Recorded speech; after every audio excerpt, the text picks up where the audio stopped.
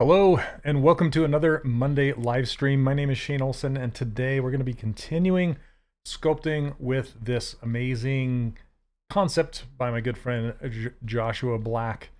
Last week we got quite a ways, and off stream I took some time to update the mesh, and I wanted to use a base mesh. So I brought in a base mesh from Character Creator and I morphed it to fit what I had sculpted before, and then I changed her eyes a little bit, and this is the result. So yeah, we're gonna continue sculpting on her from here.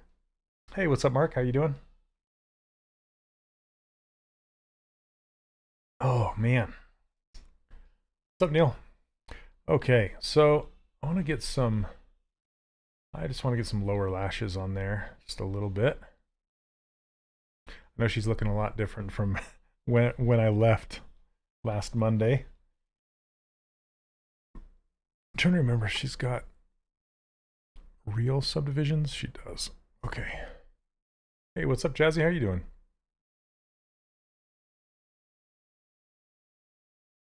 I want to point those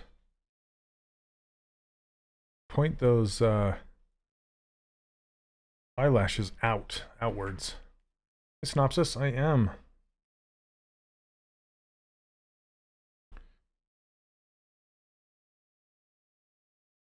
Hold on a second.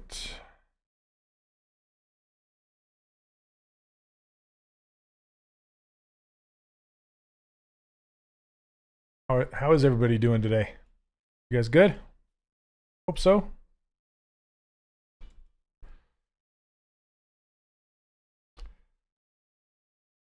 Okay, I kind of like this little weird triangle that it kind of looks, it's like a backwards triangle, but I'm going to make a regular triangle here.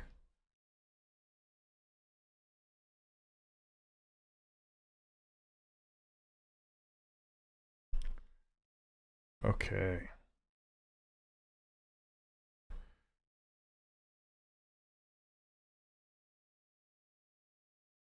The time shift notification. Hey, Arn, thanks. Where are you at, Synopsis? Are you in Australia? Remind me. Split unmasked points. And uncrease all. Grab this color. And we're going to fill it.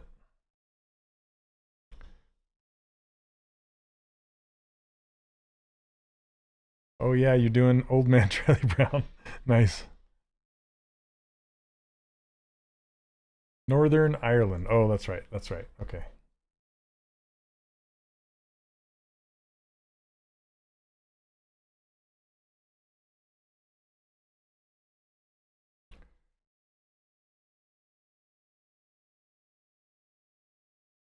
Okay, I think I want to insert a couple more edges here, like this one. Let's see what that looks like. That's better. Oh, rain. I think you're on the same what is it called? The lateral line of the world as Seattle, right? Is that the same? I used to live in Seattle. It was very, very rainy all the time. I liked it though. Kind of miss it. I live in a desert, Utah desert. It's opposite of Seattle for sure. Latitude. Thank you. That's the word. You know, the lines in the globe. Oh my gosh. Sometimes I feel so uneducated. Tropical weather. Okay. You know what surprised me about Seattle and Canada and the Pacific Northwest is the old growth rainforest, because when you think of rainforest, or when I think of rainforest, I think of like jungle, right? Like Amazon rainforest. But it's a pine tree rainforest, which is Yeah, I didn't know that was a thing until I really moved up there, and I'm like, oh, okay.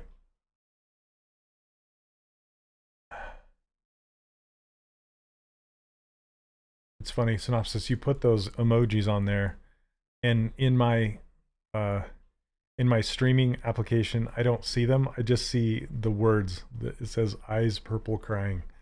It's pretty funny.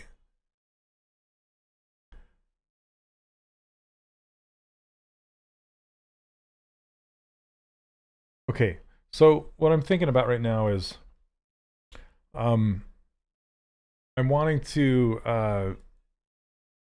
let's see. Let's look and see what I did with this one. Oh, this has that's right. The thickness is being generated by the dynamic subdivisions. So let me grab this. And I'm going to do the same thing, I think. Oh, it is being, that's right. Okay, there we go. I just got to turn the thickness off. Fortunately, I love emoticons.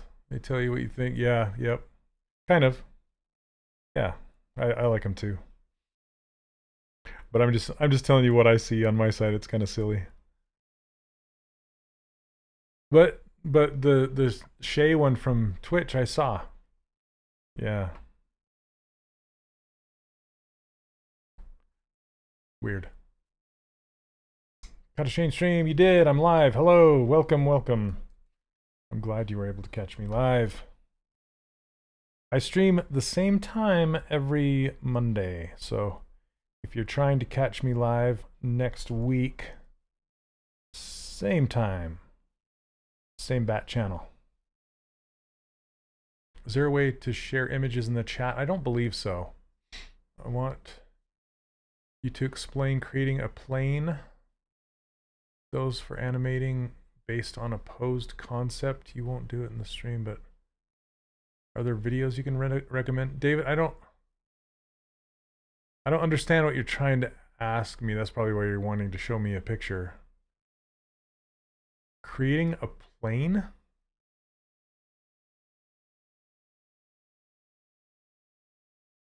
Goodness, I feel like I'm going to sneeze. Don't sneeze. Okay. Do you mean posing on a plane? Like a, not an airplane, but a plane, like a straight plane? Or what is it that you're after?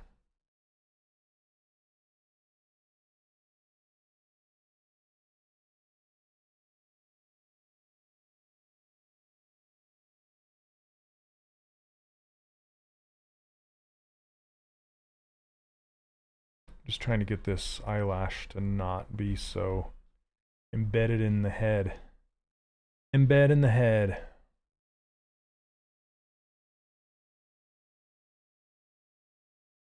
Okay.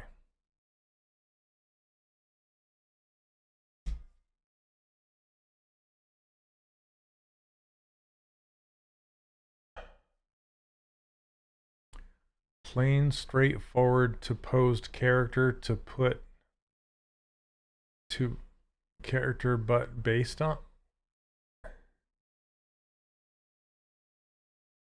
I still don't understand, David. I'm sorry. Okay, no worries, no worries. Try one more time. I'm with you. Let's try one more time. Are you okay? Let me ask you. Are you looking to put an image on a plane that sticks in the world, so it's not an image like you by using Spotlight? Is it an image like on a plane in the world? Is that what you're looking for? Like a reference plane? Okay. Just making sure that's not it. All right. Yeah, that Colonel Mustard is amazing, Jazzy. I gotta give you a shout out, give you props. Dude, I'm gonna show people. Sorry, I'm gonna show you off, Jazzy. If that's okay with you.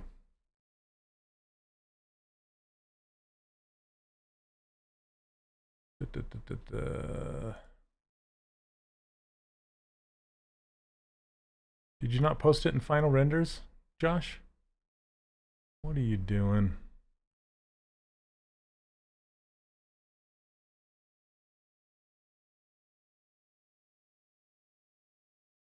Okay, here it is. Well, I should open it in a browser. Hold on. All right, look at this, guys. So this is Jazzy's latest sculpt. It turned out so great. I love this pose and the lighting and the hand pose, and yeah, it's really great. Where did you end up posing this? Or not posing this, rendering this? In Blender, or where'd you render it? Blender render.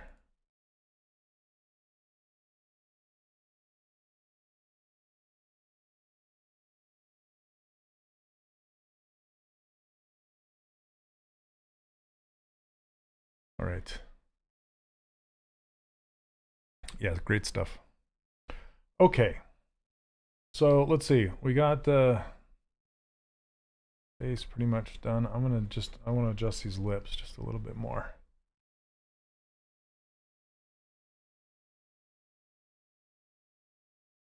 Tried using the HDRI for the first time and loved it. Nice. Nice.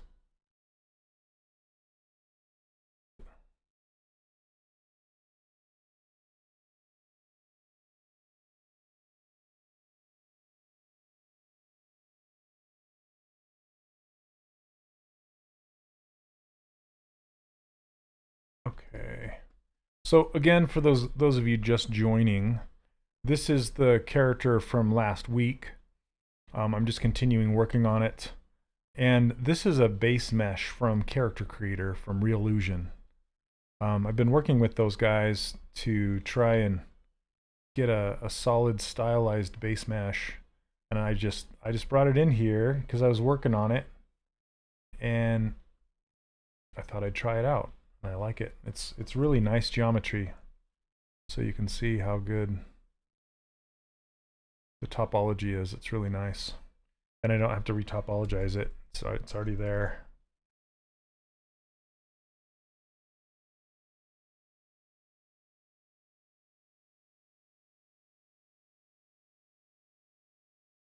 Yeah, so the topology for the ears, they're more realistic. Not too bad, actually. But yeah, it's nice. It has really nice rings and stuff like that.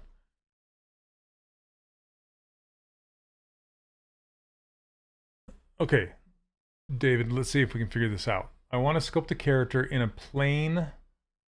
Oh, you're talking about like a not posed character, right?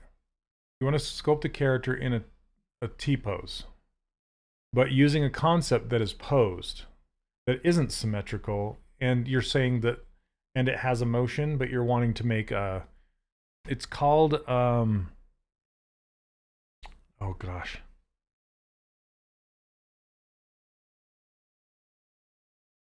I'm wanting to say generic, but it's not generic. It's neutral. You're trying to get a neutral character, neutral face, neutral body, neutral. Neutral's the word. Yeah, it's just I mean, I'm kind of doing it here, but not really, right? So, I mean, she's in a T-pose or A pose, whatever you want to call it. But here she's in an actual pose, and she kind of, I wouldn't call this an emotion, but yeah, but if you have a dynamic expression and a dynamic pose, that's kind of where your interpretation skills need to just kind of come in. So it's not a matter of, you know, like, it's not a linear thing, like you need to do this. It's an interpretation thing where you have to interpret what's happening in the character, in the pose, in the expression, and how it's kind of a skill, right? You're trying to interpret how it would look in a, if it was in a T pose and if it was a neutral expression.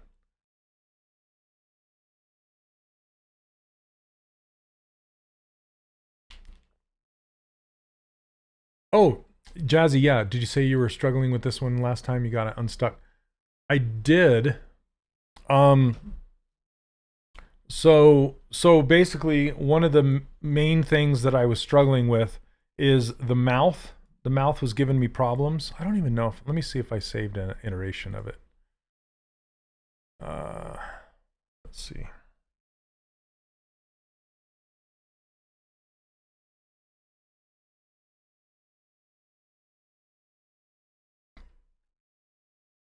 Yeah. So this is the original. And one of the things I was struggling with is the mouth, pretty much. The mouth and the nose was kind of, it kind of had this pose that was kind of a stinky face pose, like she smelled something bad. And it was kind of being pulled up in a weird way. It just wasn't working. Can you use ZModeler for the mouth? Yeah, you can if you want to, sure. So that's the old one, and this is the new one. So I just kind of just worked that pose out and made it look better from 3/4. Is the main thing was just wasn't looking very good in 3/4 view. Okay. So yeah, David, I wish I had just like a clear, solid answer, you know? But it's just kind of knowing how to look at something, interpret it, dissect it, and then recreate it. But using a base mesh might help you. Might help you get there quicker, you know?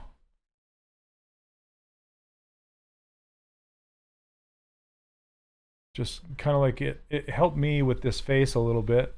It gave me some guidelines and helped me figure out at least the T-pose part, you know? I didn't really have to mess with it too much.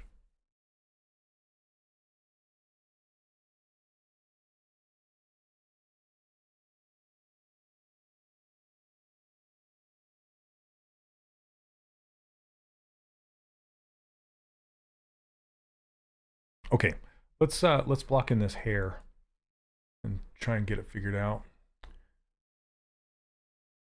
If I created a surface, can I use a specific tool to add thickness? You can't. There's two ways to add thickness. Well, there's more, but there's two main ways.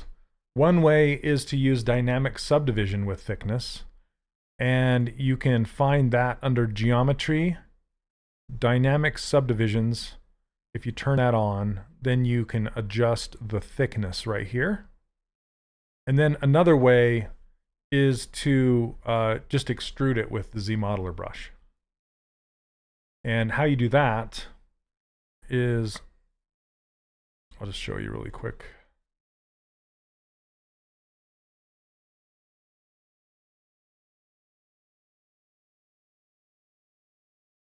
So if I just have a mesh like this, I'll delete hidden, so it's just this piece, and you want to add thickness to it, right? I'm going to turn on double so you can see both sides of it. So if I want to add thickness, if I hit D, that's dynamic subdivisions, I can just crank up this thickness. This slider is from the dynamic thickness slider, and that's giving me dynamic thickness. So dynamic meaning I can change it. And it's a preview of what it's going to look like when I do add thickness for real. Okay, so that's one way. Another way is like if you just want it to look like this and just add thickness, you can go to the ZModeler brush, hover over a face, hit the space bar, click on extrude, and then you want to change your target to polygroup all. So it'll extrude everything. And you just click on a face and pull it out like this, and that will add thickness. Then what you could do is you can say group by normals, and it's going to put a new polygroup on every face that is beyond 45 degrees. Okay, and then you can take those and say, let's do a crease by polygroups, crease polygroups. Also, this is my menu that I've created of buttons that I use the most in my workflow. And I give this whole user interface and menu system and everything away for free. And it really helps people get into ZBrush easier. But you can get that for free over on my website. It's called 3dcharacterworkshop.com. You can see it right here, 3dcharacterworkshop.com. And you can get all these menus and have quick access to this stuff. But if I hit crease polygroups, And then I turn on dynamic subdivisions, but I turn off thickness. Then it smooths the whole thing really nice and gives me thickness like this. So I hope that answers your question. Not that one, this one. Okay, so let's do some hair now.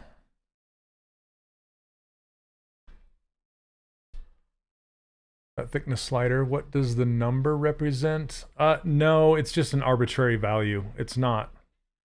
Yeah, it's not a CAD program, so it's just visual. Yeah. Okay. So I'm going to start with these brows and put the hair into this subtool, and then, because you want to start on a subtool that doesn't already have subdivisions, because it'll bark at you. By the way, I can no longer connect to your website even if I send a request to reset my password. Synopsis, can you send me an email? Well, okay, if you go to my website, go to my website right here, and click on contact, just fill this out and it'll send it to me and tell me what's going on, and we'll figure it out. Are you talking about this website? If you go to this website and you hit login, you can't log in? Right here? Make sure you go to the right one and not some link that you have saved from somewhere else.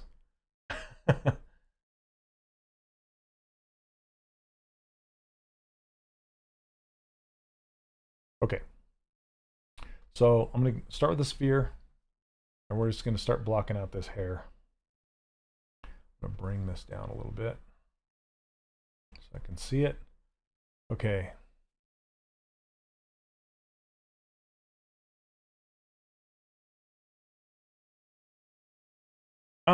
No, I did it off stream. I know it's kind of a cooking show thing. It's like, and then you pull it out of the oven and it looks amazing. No, sometimes when you get into the valley of suck, you know, it's just not looking good. Sometimes I need to not be streaming so I can focus on what's wrong with it. And then I also used a base mesh from Character Creator. And so this has really nice topology now. And then I redid the eyes because I wanted them to match more like the concept. And I changed them to this kind of blue. And I put a toy shader on them. It's pretty fun. How to get a nice and even geometry when using the clay. I don't use the clay build-up brush synopsis, so yeah, that's not my workflow.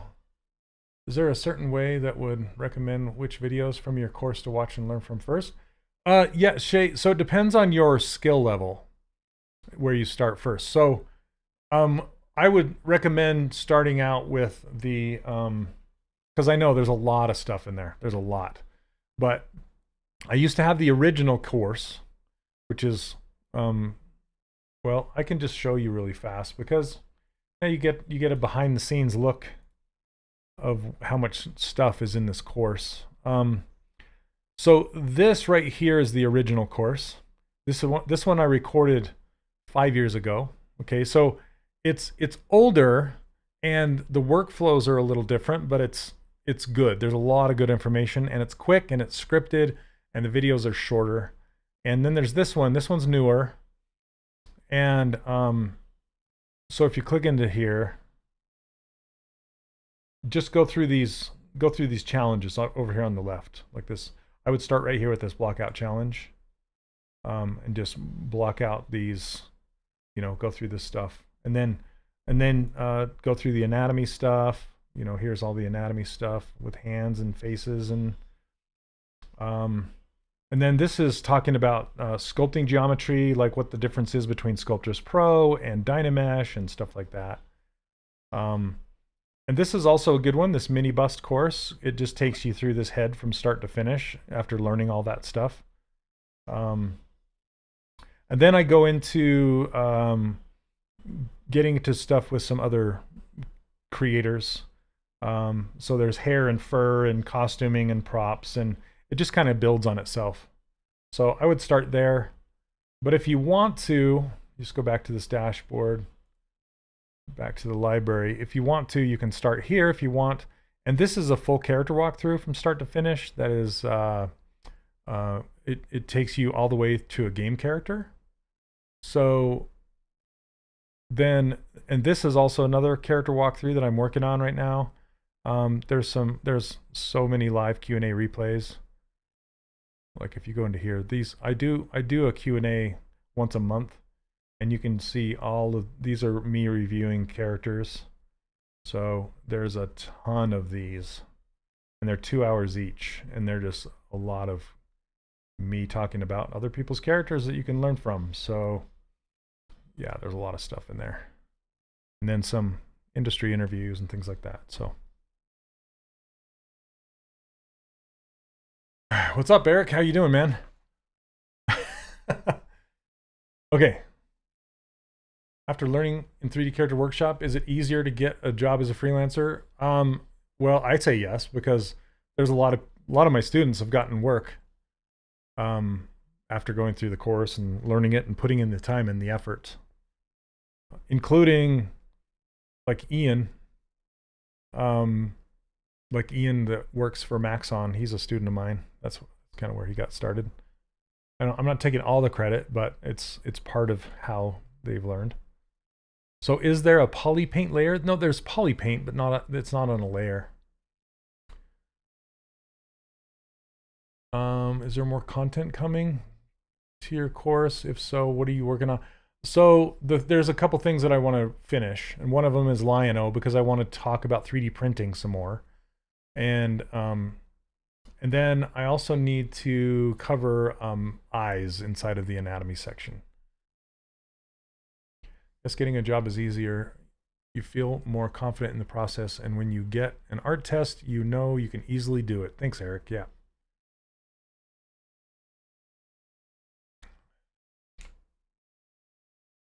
Problem for separate layer for polypaint. Yeah, I don't really use layers that much in ZBrush. Okay.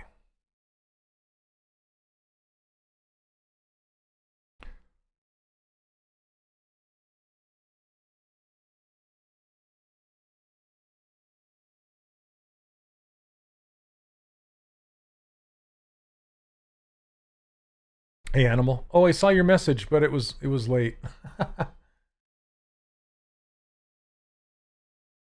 But yeah, dude, just send me a message later on, and when hopefully I won't be around.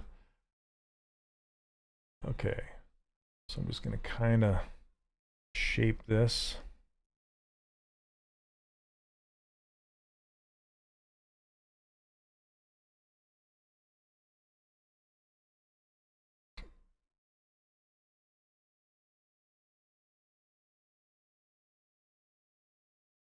Okay, I'm just going to insert a cylinder just so I kind of have that hairband. Hairband. Haha.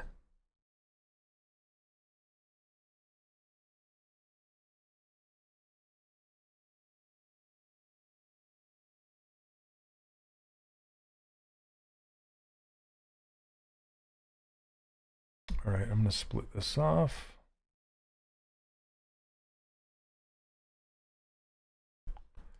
And then put a new sphere in there. Whoops. Okay, you can't select a new object with the gizmo showing, or it'll swap out your current mesh.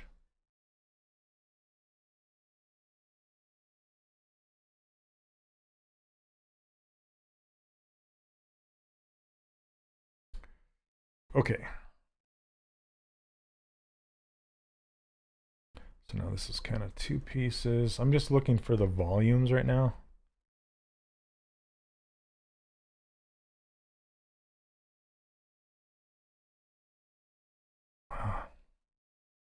Sometimes the camera like spins like, so then I end up working like down in the corner over here behind my face. All right. So let's see, drop this down and out.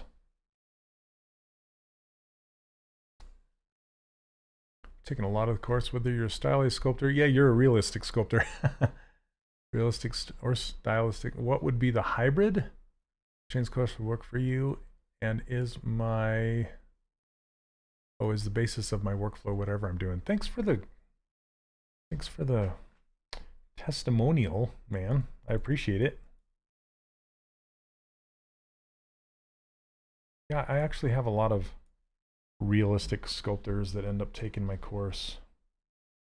Like, I think you say his name, Ferdwa. He's another, Andre. He's another live streaming sculptor here on ZBrush, but he took my course as well, and he's a realistic sculptor. I think people just like the blockout method, you know? Okay. Kind of pull this up.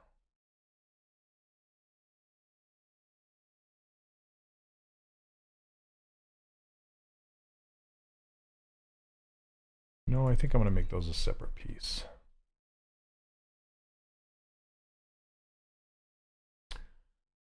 The silver package? What, Veshon? I'm not sure exactly what you're talking about here. Let me show you. I have a basic and a premium. You might be talking about one-on-one coaching. That's not it. It's this right here. I might get, I don't know if I'm going to be keeping these two things, but if you go to this bundle right here, and you go all the way down to the bottom, and it's yeah, you get what's listed here. So the sirloin here, the Lion-O, this add-on, and you also qualify, if you get this one, you qualify for the Maxon 1 educational bundle. So, which includes like Cinema 4D and ZBrush and Redshift and stuff like that. So, yeah, I think you're over here. You're in the one-on-one coaching area. So that's something else. That's these things. So I've never really shown those on stream. Yeah, prices are subject to change. For sure. Got to call that out. So yeah, you might be watching this in the future and the prices are different or the offerings different.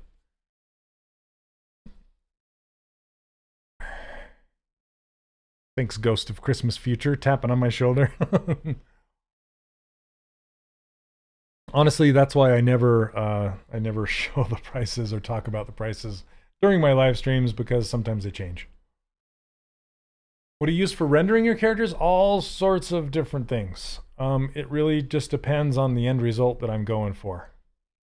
But I'll use Keyshot, I'll use Redshift, I'll use Blender, you know, whatever. I've been playing with Nomad recently, yeah.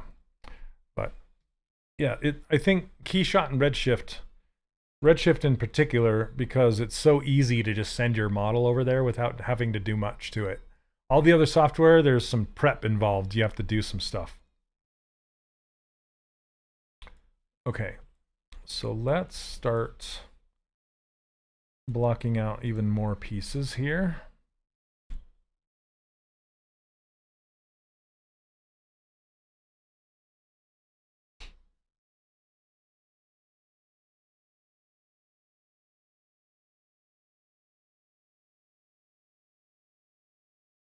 Okay.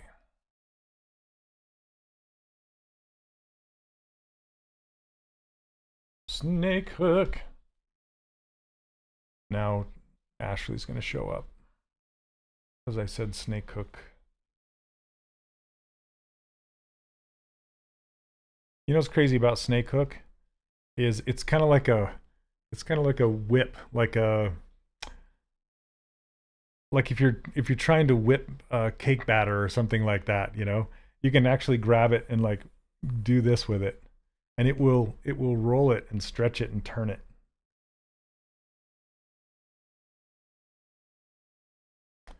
Is video about learning only sculpting? No, I teach how to take a character all the way to putting it in a video game. So most of it is sculpting, most of it is in ZBrush, but I also teach the character pipeline. So I teach retopology, UVs, posing,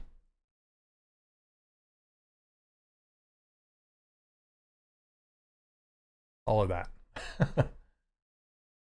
Yes, all the way to video game. Twice. I have 2 characters that I take all the way to video game from start to finish.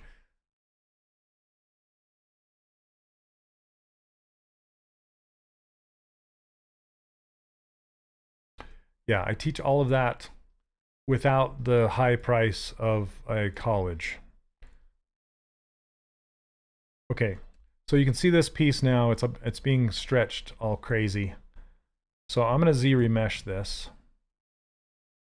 Just this object. It's pretty dang chunky.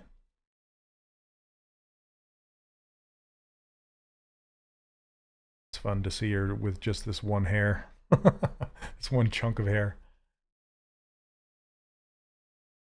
Okay, so let's see, Z-remesh at, let's do a 0.8.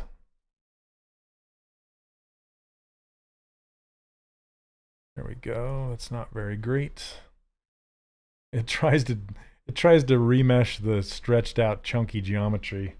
So I'm gonna do it one more time.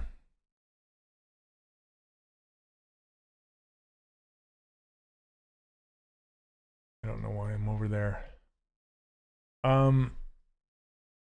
How much is price for college? Well, it's in the tens of thousands of dollars. So it's like, yeah.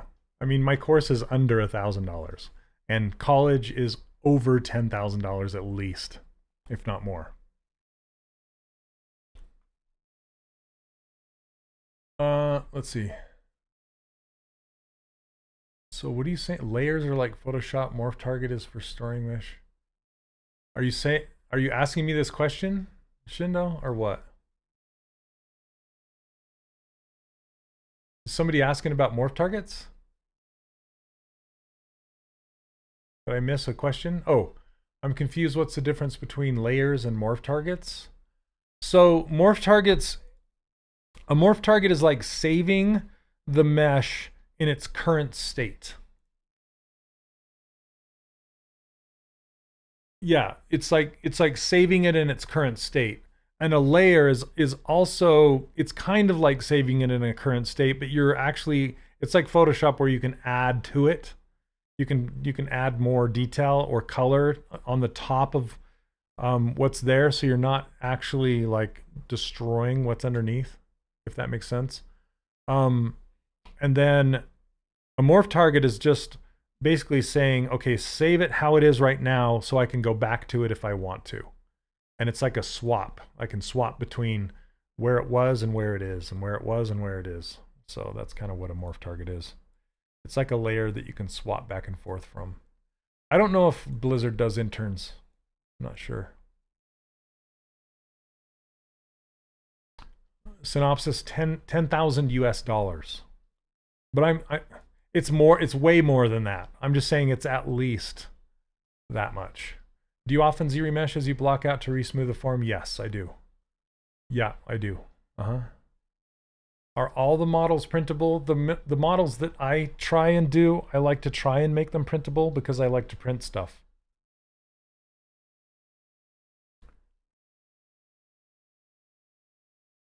I was trying to get him to say because other programs only give you access for 6 months. Yeah, it's lifetime access as well. So people who have bought my course 5 years ago still have access, and they're still in there for twice the price. Yeah. Okay. So it's an extremely good value, which, yeah. I thought you were Steven Anderson.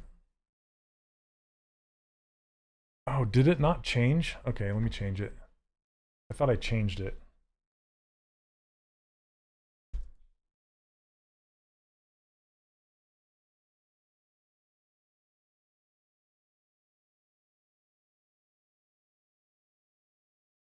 Okay, is it updated?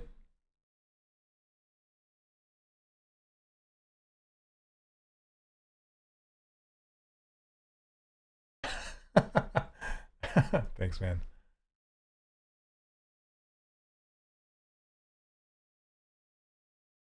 Yeah, okay, it's me. Yeah, I'm Shane Olson. I'm not Steve. Steven's great, but I'm not him. Extremely good value. Oh, thanks, you guys. See, a lot of my students are in here. I'm like, just ask them.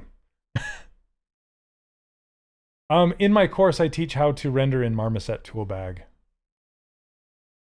because it's with the real-time characters anyway. Okay.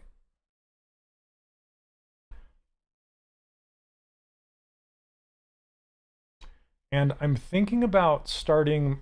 I'm thinking about and Eric, if you're here, I need to talk to you about this. You and Jazzy, but I'm thinking about changing up my group coaching a little bit.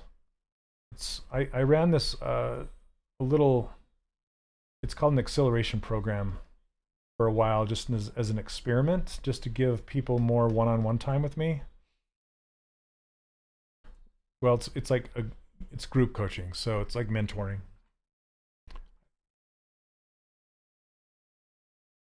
Yeah, Hannibal, so I teach it with Kate.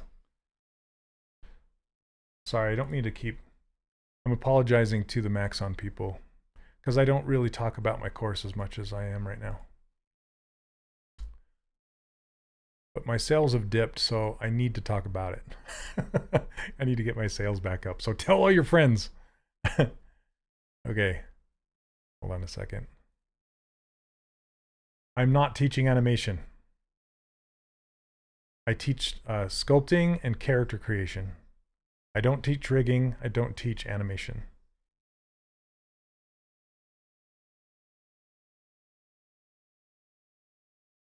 Okay.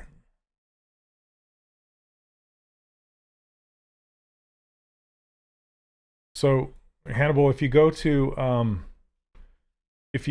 Kate, so this one, okay, and you go down to game character, I talk about retopology with a time lapse, hair retopology, the body, all that stuff, and UVing, baking maps, and then creating your final game asset is where we go into Marmoset and talk about it.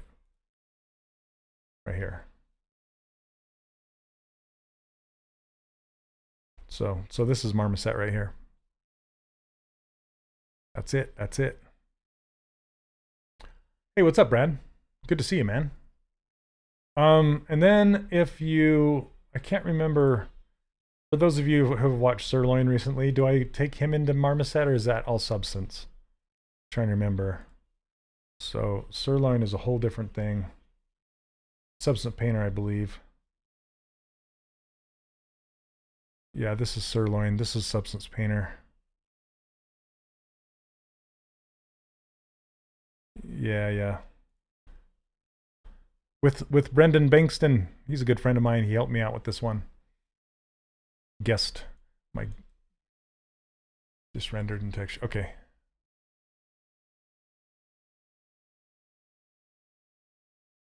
Hey Corinna, how you doing? Welcome. Hello. At that point, I never finished a scope before. I'm finisher now with a Wolverine statue. There you go. That's awesome, Hannibal. How cool is that?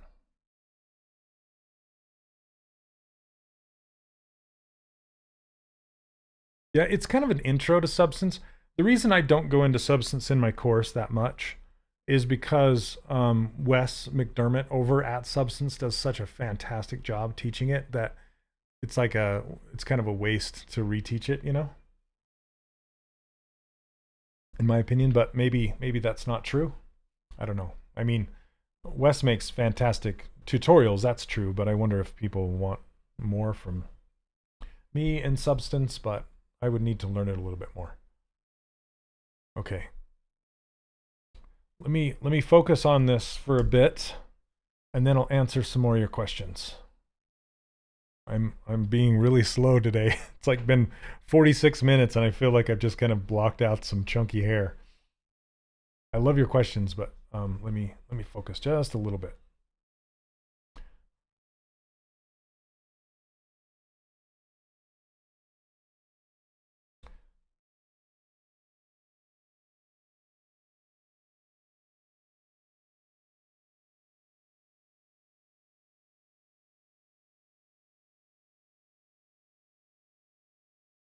Okay, let's see.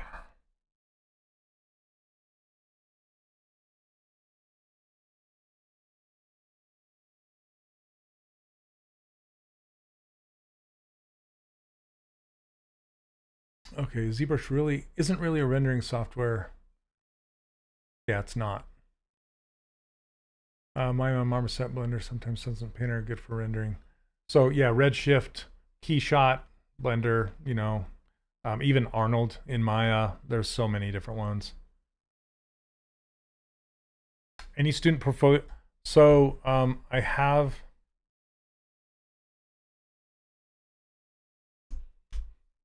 Yeah, my students have worked. If you go, okay, look, if you go to the home page, okay, scroll down, click on this purple button right here, and this tells you all about it. Okay, so here's everything. It shows you all you get. And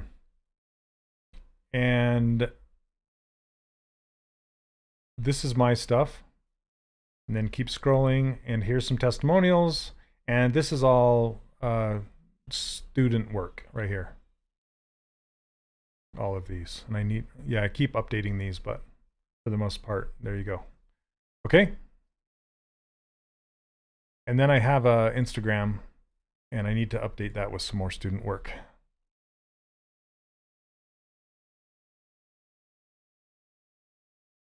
Oh yeah, Wilbert.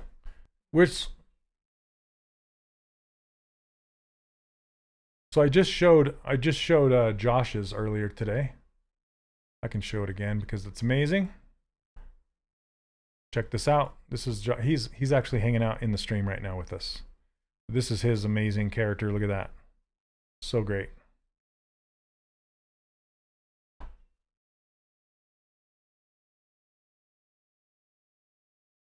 Let's see. I mean, here's the student Discord channel. I'm going to show you this. So when you sign up, you get access to this. But you can see, here's one of Neil's. It's actually Neil. It's really good.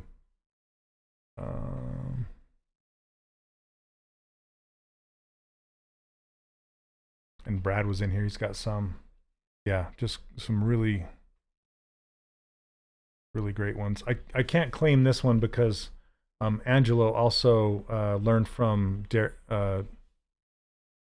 oh gosh, his name just went out of my brain.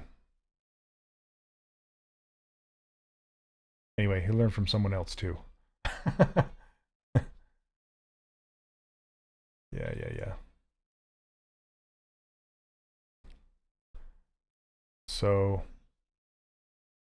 yeah, there you go. Whole bunch. Just keeps going. Okay, I really need to focus on this. Hey, what's up, Leonard? How are you?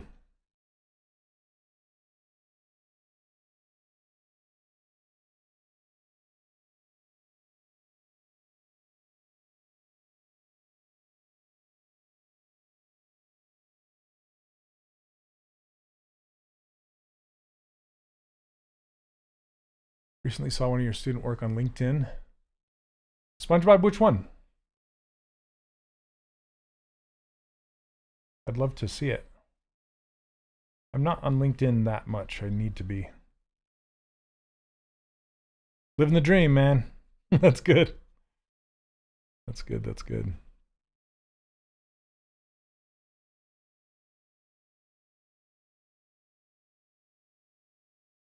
Oh yeah, was it actually SpongeBob? Hey Wilbert, can you just private message me or oh, the confused AI. Yeah. I don't know that he's a student of mine. But I responded to it, and then somebody else like tried to call him out saying it was AI generated and it wasn't, which to me is a crazy awesome compliment because it looked amazing. Yeah, on Discord. Just private message me over there if you would, and I'll show it. I would be happy to.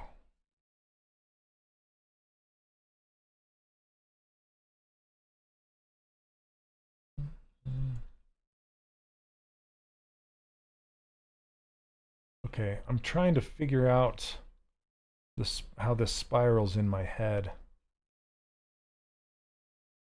Sometimes I feel like I want to just like physically spiral it rather than try and sculpt it, but I'm just in the block out stages now, so I'm just trying to get the silhouette right.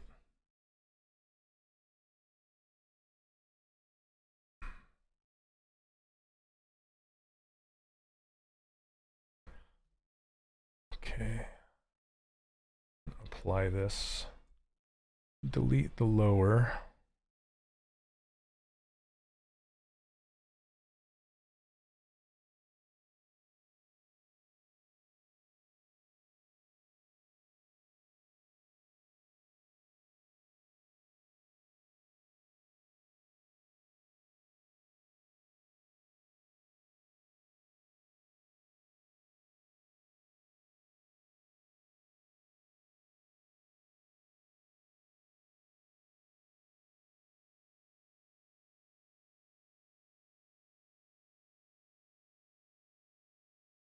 All right, thanks. Okay. Yeah, this is Wilbur's. Yes. All right. So this is another, this one turned out awesome. Is it low resolution or did Discord chunk it down? I'm trying to zoom in on that. I love this little genie. This is so, it turned out so great. You opened the link preview, did I? So it's a user error. Oh, here we go. Here we go. Yeah. So this is Wilbur's stuff. So this is one too. This is a full game character.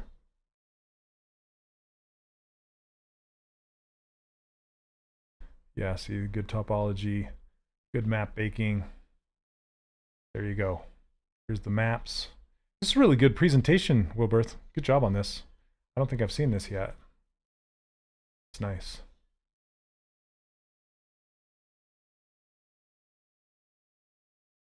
And you got a marmoset. Okay.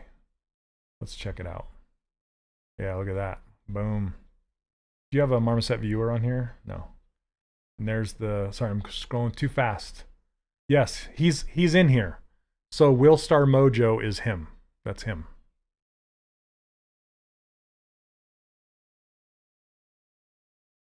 He's great. Yeah, I haven't seen your ArtStation posts. That's great, man. Nice work. Nice work.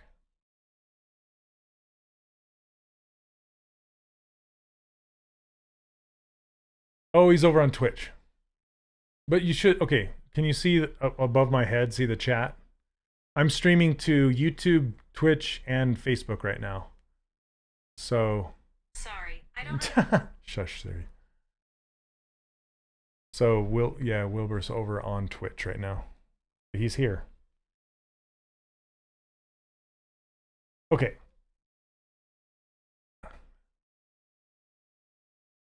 Oh, you had tons of feedback. Yeah, I've given him tons of feedback on those.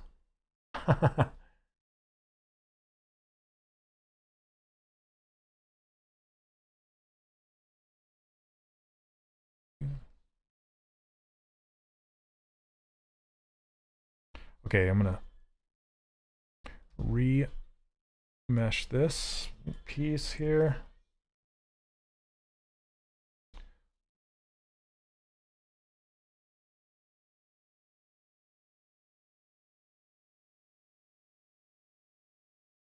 Yeah, it's taking a while. There it goes. Okay.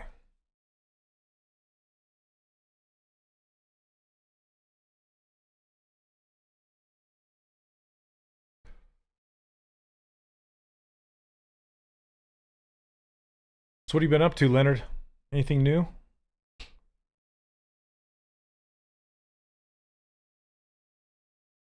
Leonard, I'm thinking about doing, instead of doing the pro interviews private for students, I'm thinking about putting them publicly on my YouTube channel. on the 3D Character Workshop YouTube channel. I was just wondering if you'd be interested in that.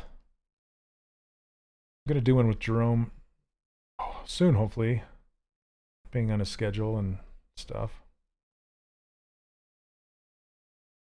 But I feel bad that I've done these awesome interviews, and I mean, it's great for the students, but I would like more people to see them.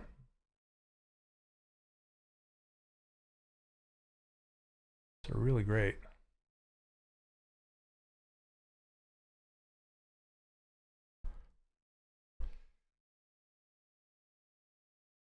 Okay, that'd be cool. Awesome.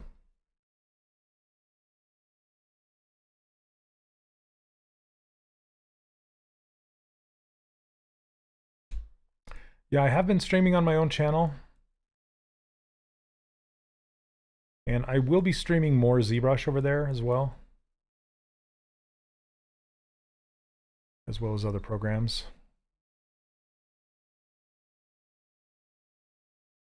Okay. Stream. If you're working on a portrait of a person and you want to mimic a picture that has been purposely stylized by a fisheye lens camera, do you sculpt the person at real scale and distort it later? Usually what I do is I try and I put the fisheye lens in the actual camera, and I don't necessarily distort the actual sculpt like that. Sometimes I will, especially if I'm going to 3D print it and I want it to look all distorted in the 3D print, which is a lot of fun, and it's a really fun like challenge to do that, you know. But typically I will depend on the camera to do those fisheye distortions.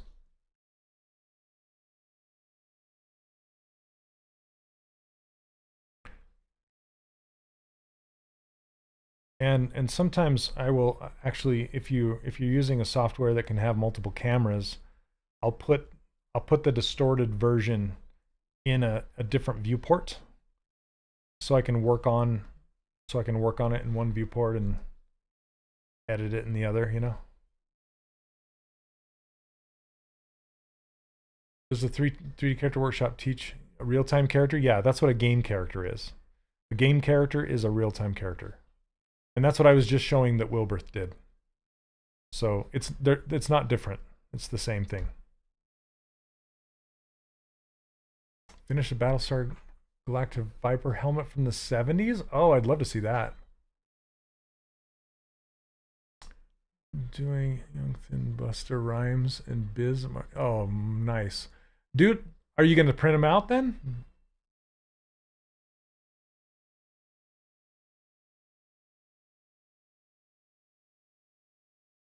Hey, Anthony. She's coming along great. Happy to see you work through her hair. Thanks. Oh, yeah, sure. Trying to. Anyway, hair can be rough. No, sorry. I was asking Hannibal if he's going to print out the ones he's working on.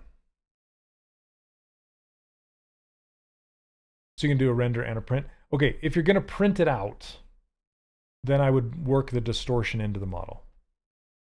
That's why I always ask, like, what's your end goal, right? If it's just rendering, then I'd use the camera. But if it's, yeah. Hey, Hal, how's it going? And Leonard, I want to see that helmet. Is it like a Cylon helmet or no? I'm not the biggest. I'm not as very knowledgeable about the Battlestar Galactica stuff, other than the one that goes back and forth. Oh, it's posted on ZBrush Central. Okay, cool. I'll have to go check it out. I need to spend more time over there. Okay, let's see.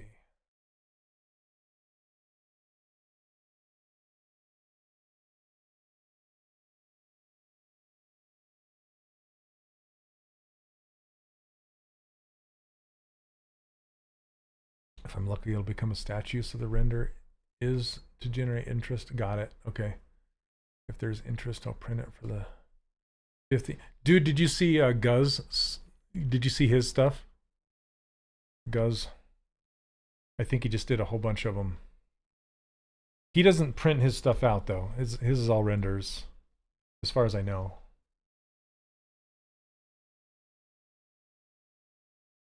But if you haven't seen his recent ones, I'd check them out. When you're doing work for 3D printing, do you use perspective? I do. I have a Cylon helmet from the original series and the reboot. Nice.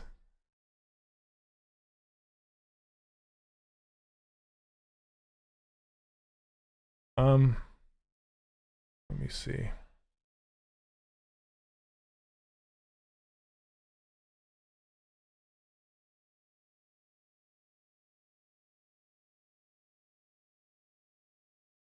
I gotta show you these. They're so amazing. So Guz, these. All these guys. It's so good. Anyway, Guz Suarez, if you look him up, you can see all these guys. He does such a great job. This is my favorite.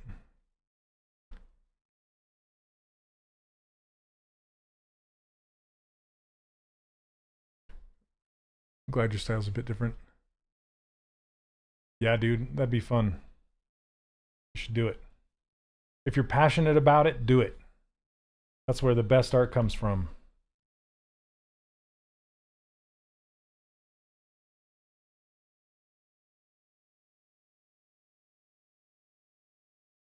Who's the Red Bull guy? I don't know. That was Guz's portfolio.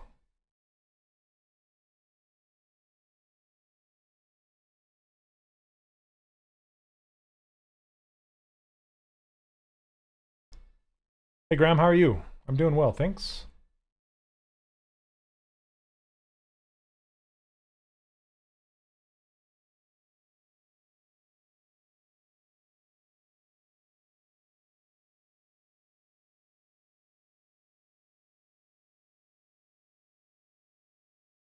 If you ever find the ZBrush is kind of slowing down, it's most likely due to dynamic subdivision. It doesn't always get along with everything you're trying to do.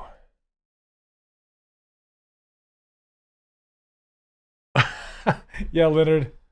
Yeah. Yeah, that's kind of why I want to do a... Well, I just want to do another one, a good one. Kind of like the one you did for Pixelogic Maxon, guys. That was a good one. Yeah, you guys, if you've never seen the interview with Leonard, check it out on the Maxon channel. Oh, it's probably on the one you're watching right now. Did they post on the Pixelogic YouTube channel? Do you know?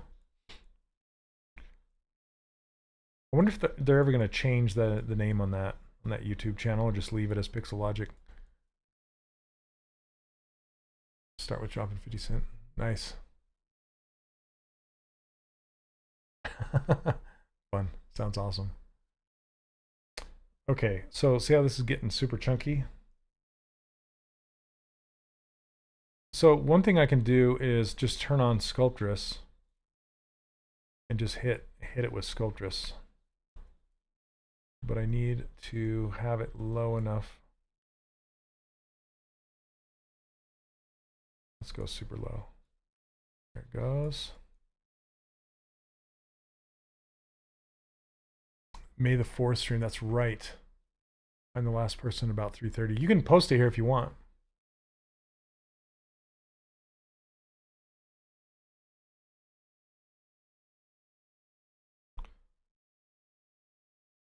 So that's an easy way to get rid of all those tears that were happening in the surface.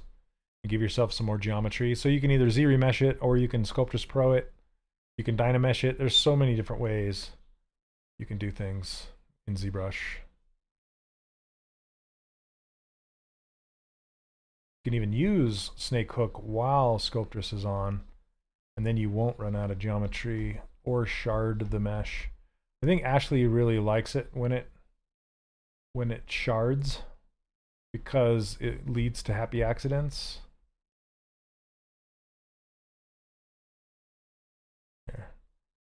not getting it to do what I want though.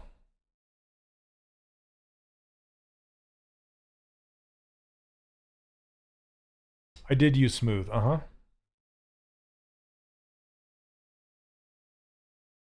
Gosh dang it, come on, camera, cooperate. Oof. Okay, one question from one of my students that came up today from Can. Can loves Cinema 4D. He uses it all the time. He's a great instructor for that. If you're looking to learn Cinema 4D, I highly check out. His name's Can Erdman. But he reached out to me today and he's like, how are you getting the geometry to work with Sculptris Pro? And he said, because I have dynamic subdivisions turned on, but the surface still isn't looking very clean. And I said, well, don't use dynamic subdivision with Sculptris Pro. And the reason why is because dynamic subdivision is just the same as real subdivision, which the name means subdivide, which you are subdividing a face or a triangle into 4. So you're multiplying it by 4. And real subdivisions is it's like Catmull-Clark subdivision, if you're familiar with that from other programs. Same thing, but dynamic subdivision is kind of a preview of what that's going to look like when you do it for real. So what happens is those calculations are trying to subdivide a little teeny triangle. So see these little triangles? Triangles are not good for subdivisions. Because it doesn't. Here, let me show you. Sorry, I'm going on a little bit of a rant here with subdivisions. Okay, so a quad is going to subdivide like this. Okay, so now you have 1, 2, 3, 4 faces. Right? So that's what's going to happen when you subdivide this down. But what happens with a triangle is you can start to see it's going to come into here and it's going to split it like this. And create, well, that's just 3 triangles. I'm trying to remember how it splits it. But it's going to try and like split this into 4 chunks, right? So you'll have 4 little tiny triangles in here. And it's just it doesn't work very well, and especially when you have multiple triangles sitting together, because the line's going to kind of try and go through here like this and split it and into 4. So it's just going to create a lot of computational power on trying to subdivide triangles. Right. Well, Mark, let's just subdivide it and I'll show you. So I just subdivided this. And there you go. I should have just done that to show you what it does. So it makes these crazy quads. So they're called diamond quads. See this right here? But yeah, this is what it's trying to do. And it just becomes a mess. So just my advice is don't do it.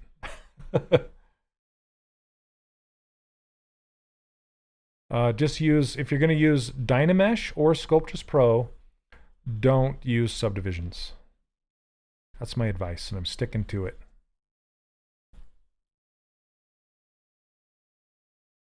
Okay. I want to put some of those curls. I want to put one like here. So this is where kind of my artistic experience starts to come into play. Is like, okay, what does the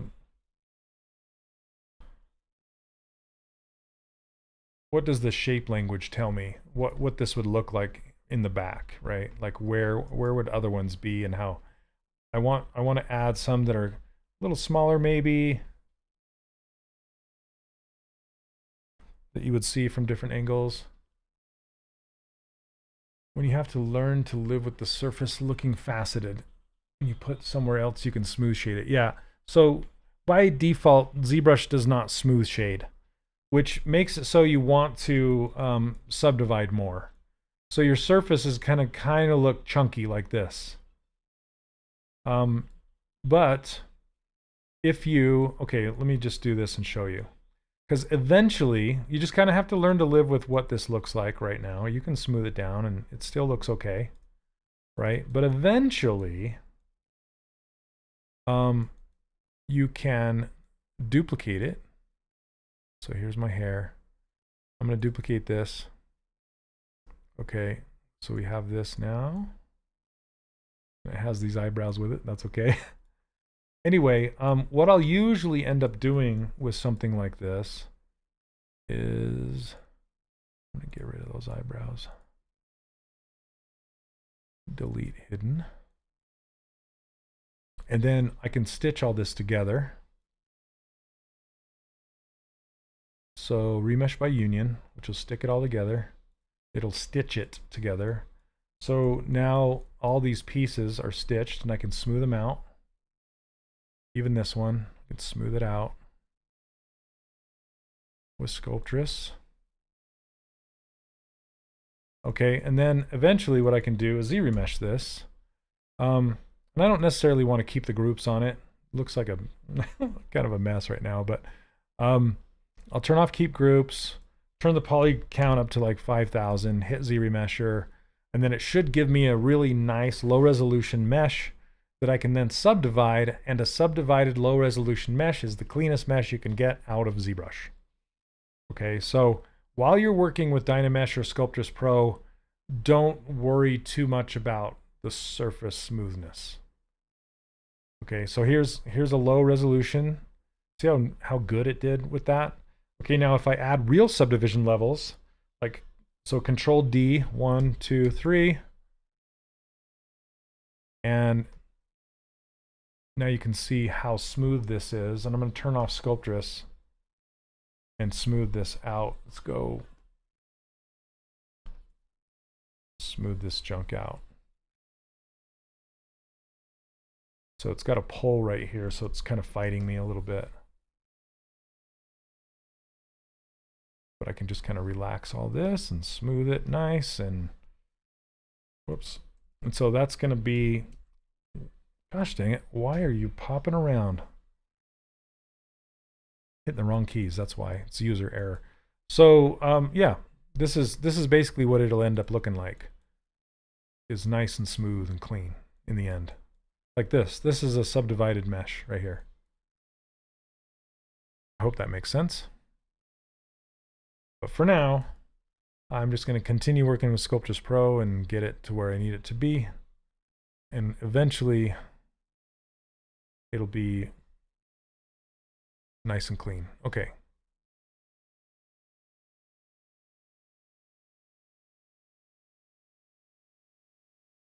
May I ask, sometimes when I do prints, they look slightly skinnier in the software. Is there a proper way to match what you see in the monitor with what the printed piece looks like?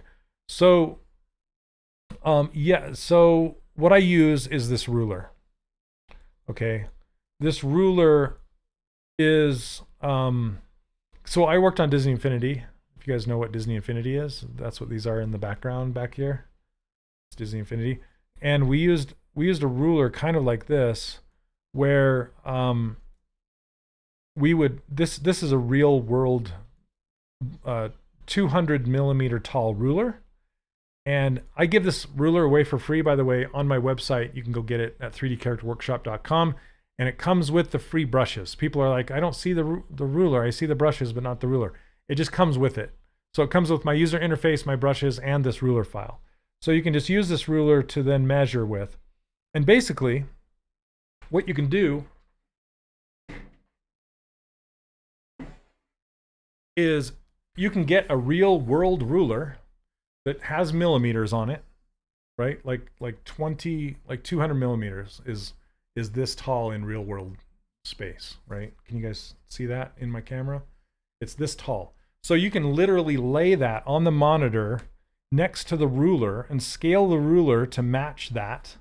So it's real world scale. And then that's how big your character is going to be. And it's like precise. It's super precise. So hopefully, yeah, hopefully that helps. There's a lot of toy companies that actually report that they use my ruler all the time. So it's being used in professional studios.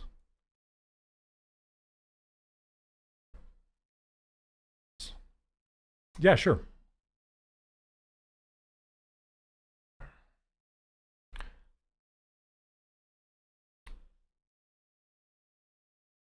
Okay.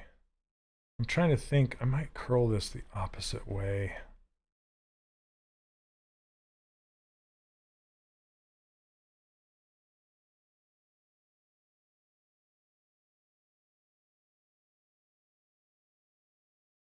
Okay. Because when I make hair, I'm thinking about actually how it's functions, right? So if you think about this, the hair is being pulled up into this ring, and then maybe some of it didn't get pulled into the ring and it was loose and it fell down and then curled back towards her head. Rather than, I mean, doing the curl this way doesn't make any sense. It would try and curl itself towards the head more, not away from it. So I need to do that. I'm going to turn on Sculptris Pro.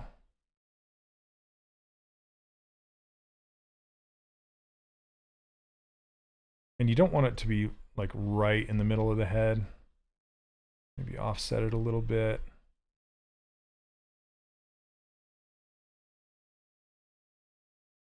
Sometimes it's hard to get a nice loopty.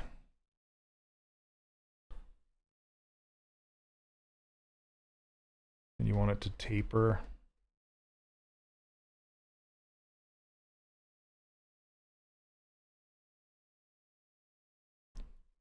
Okay.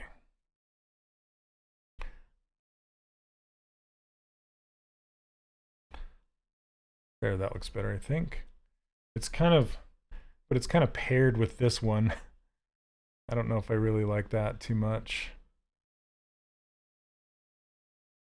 I want it to be more different than that. So I might make it much smaller. So it's not so... You don't want to mirror stuff. You don't want to make it... You want to add chaos, right? Or what is it called? Like fractal.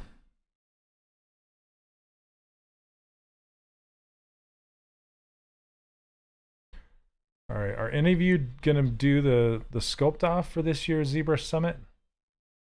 I'm trying to decide if I've done it in the past. Well, a lot. I think I've participated in most of them, but I'm kind of debating this year. I don't know if I want to or not.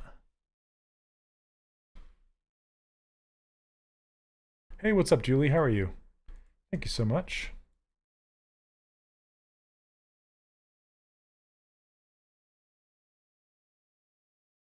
Okay, I kind of want to drag this whole area down a little bit.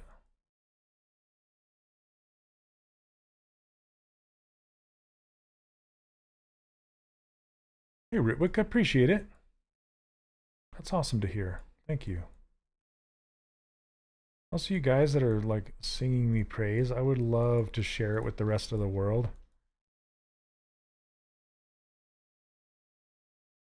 So, if you wouldn't mind, if you go into the course, I'm just going to show you really quick. If you could take 2 seconds, and if you go into your library, you go into 3D Character Workshop right here, and then on the right hand side, this leave a testimonial. If you could just click here and just you don't have to do a video, but just like, yeah, right here, that would be amazing, and I would super duper appreciate it.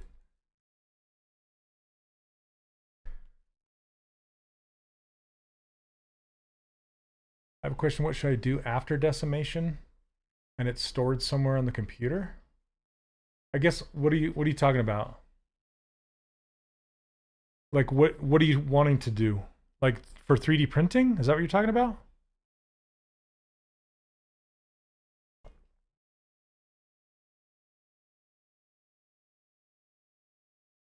You have to learn to live with it.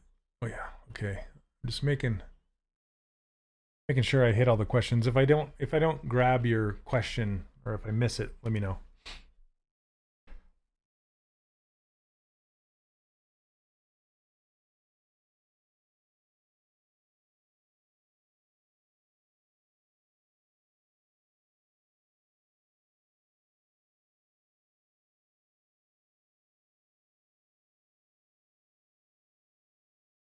Okay. So I don't want to grab the. I need to take these eyebrows out of this sub tool.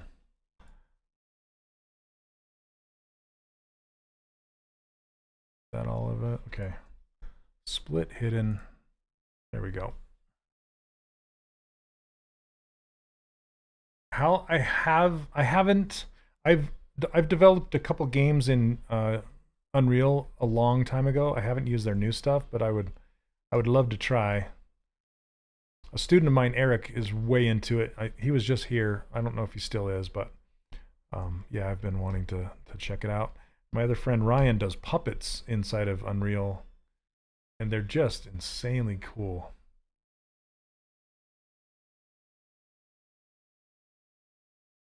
I would like to figure out some nice stylized textures in there. Okay, for importing a high poly mesh into Maya, are you wanting to do some retopology on top of it to make it animatable? Is that what you're trying to do?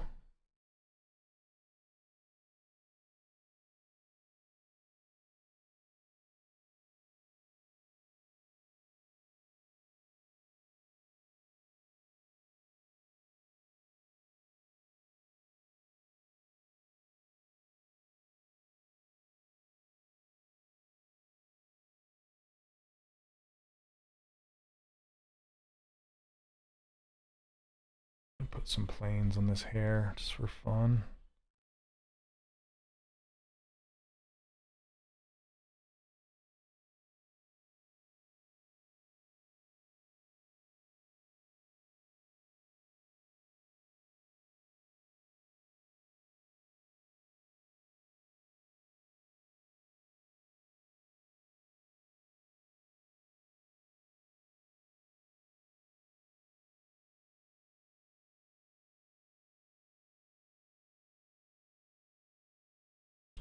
So for this one, again, I'm thinking about how the hair actually works. And so it's going to come out of her head right here and then kind of spiral down. So the back should be lower than the front.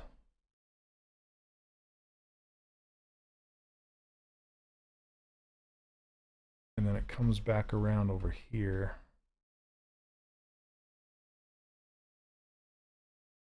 Hey Chucky, how's it going? So if you're wanting to import a high resolution mesh into Maya, I suggest using either export OBJ or using GoZ. So GoZ is a plugin that directly links to Maya, so you can push it over there after you decimate it, and you should decimate it because Maya can't handle that many polygons. So you basically, to save an OBJ, you do an export right here. But you can only export one subtool at a time using this. You could also use FBX. FBX is under the plugins over here, FBX exporter right here. Or you can use GoZ and just hook it up with, there's lots of tutorials out there to learn how to hook up GoZ with Maya. Okay, let's do.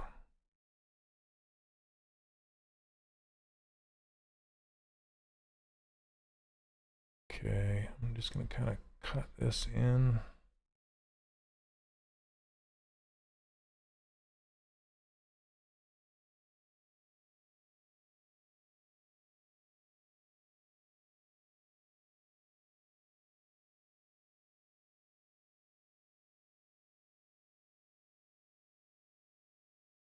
And then, so wiping it around and then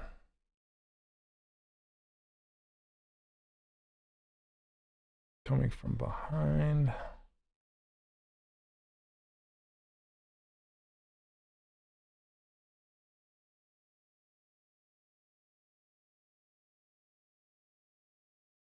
And then it'll come back around again.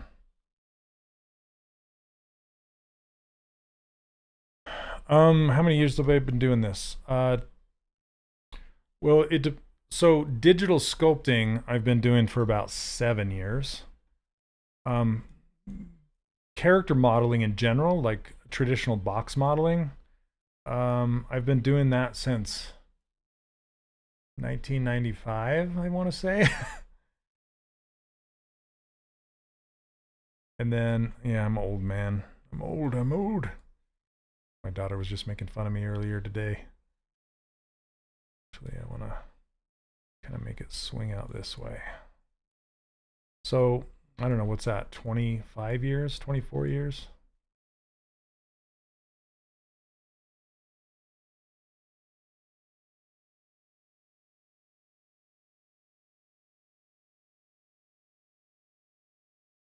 And you were born in 95.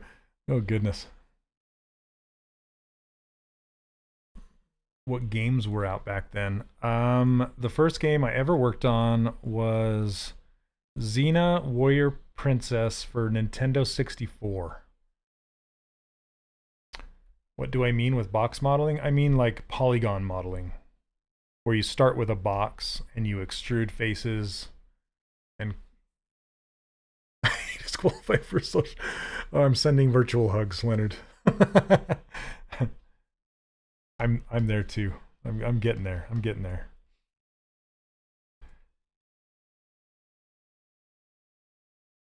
My birthday's this month. Deagle D, I like that name. Thank you, welcome.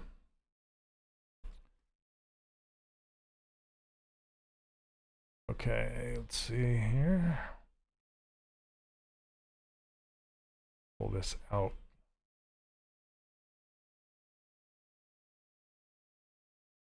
I want to be able to see it in this angle. It's a good month. Yeah, nice. Are you Virgo or are you Leo?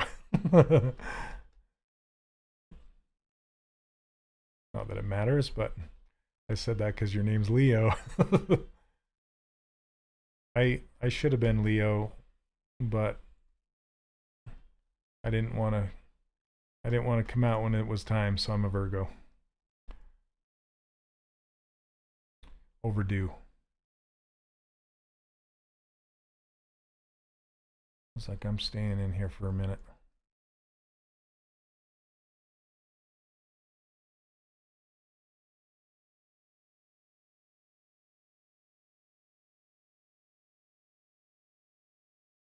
Okay. I don't know. I need to work this because this doesn't look like hair. I need to maybe try this fill brush.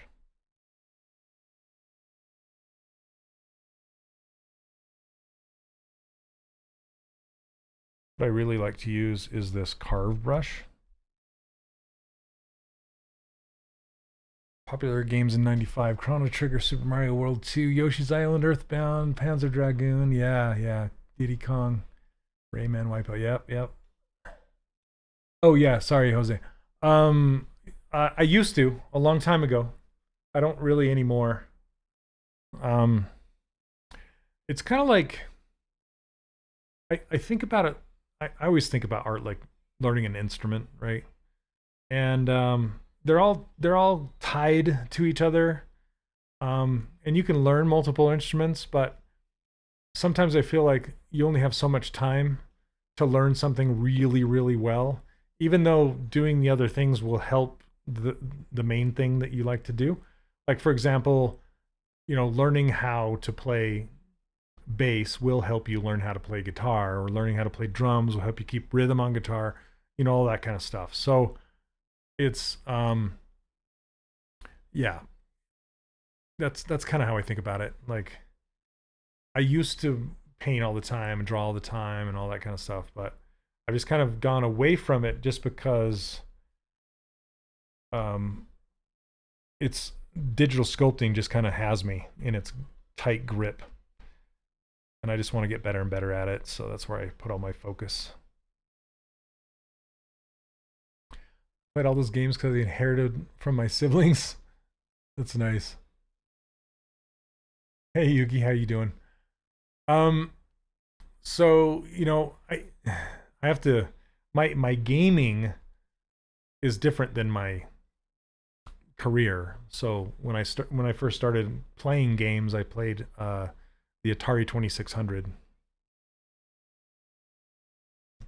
when it was just blocks of like, it was like a pixel.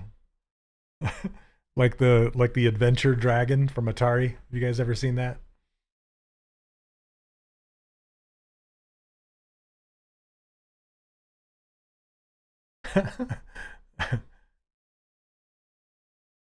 Oh my goodness.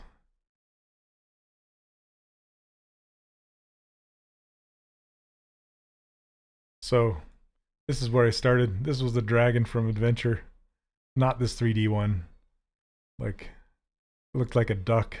This was the dragon. Oh gosh.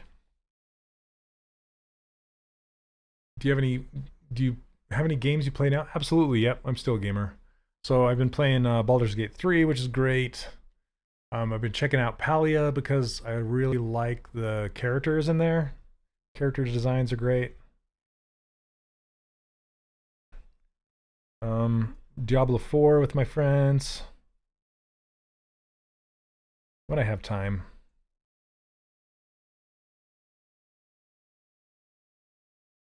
Yeah, they're saying Baldur's Gate's too good.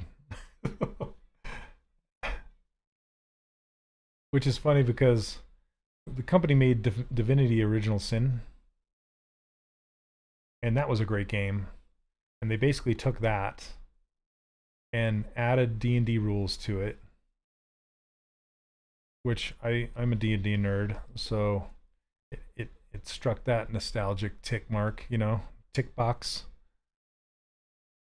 So I basically made my D&D character in Baldur's Gate a dwarf cleric.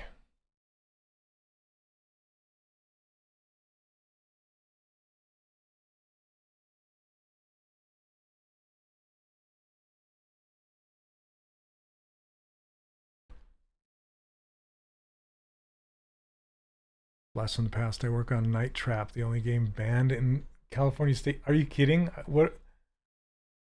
That's funny.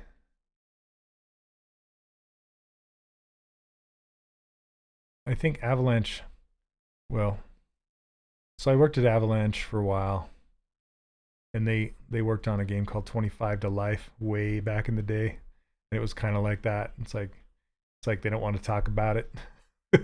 There's like protesters out on the street and stuff.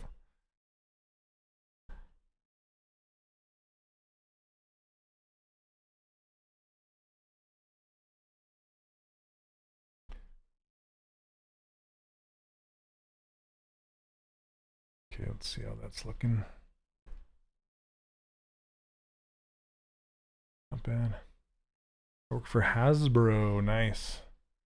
Super Nintendo Castlevania. I used to play Castlevania on the upright arcade game. Like the one in arcades, you know, the big one.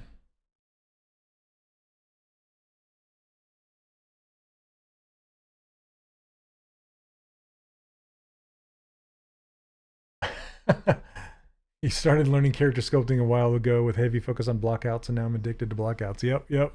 It's not the first time I've heard that. If you look up George Zaki, he loves blockouts so much that he does take him past that stage, but he just loves it so much. He's a student of mine as well. Sometimes I develop some details, then snap back to doing blockouts. Yeah. You know, blockouts are just fun because they're fast and you get results quickly, you know, so it hits that dopamine.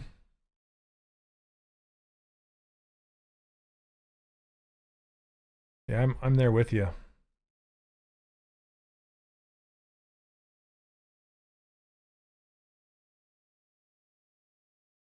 And I don't know if I want to do that one. Just leave it like that.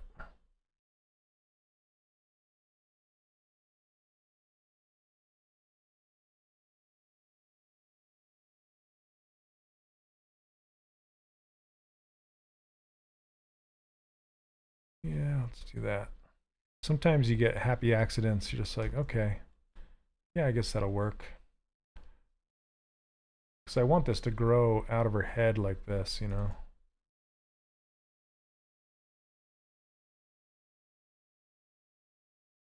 And cut, grow.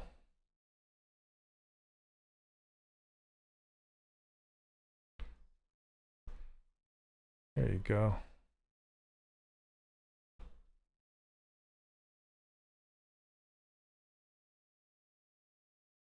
Sometimes it's just garbage, but other times it works pretty good. Can't figure that one out. Yeah. We use VHS days. Well, Nintendo, so the first game was on a cartridge. So Xena Warrior Princess was on a cartridge.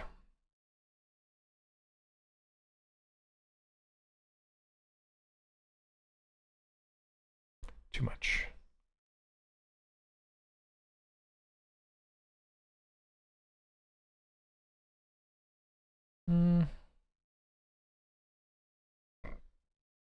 I think that'll work.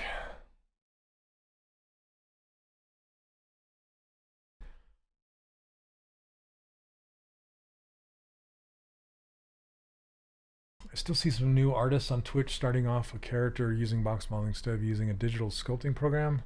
Is that a method you would still suggest for artists starting out? No, because then you got to learn two things.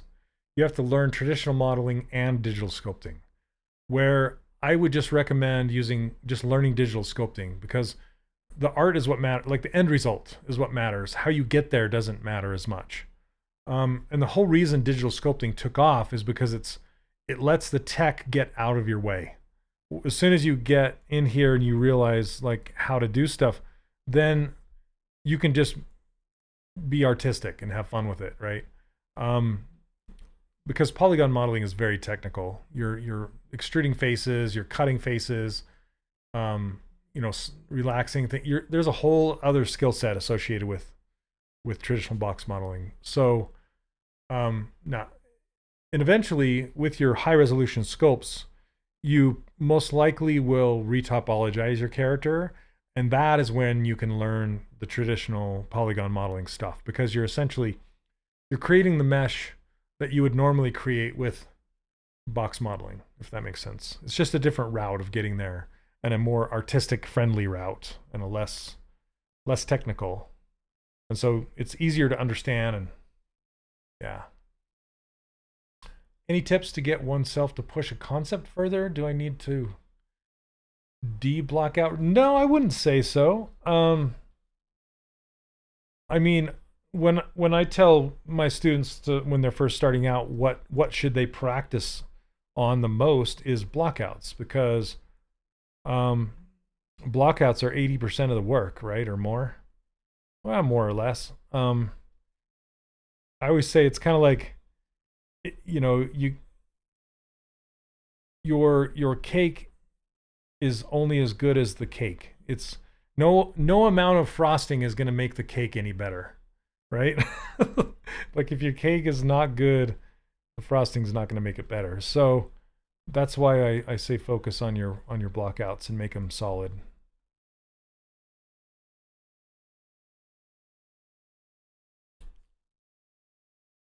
It's funny, Quicks, when you say that.